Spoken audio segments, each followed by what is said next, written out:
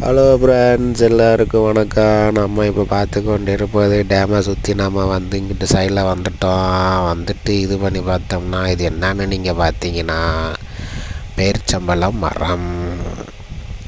காய்களும் உண்டு, பழங்களும் உண்டு, முக்காக்காயும் உண்டு. எடுத்து சாப்பிடலாம். பழங்கள் எடுத்து சாப்பிடலாம். இங்கே கீழே விழுந்து எடுத்து சாப்பிட்றதுனால யாரும் எதுவும் சொல்ல மாட்டாங்க.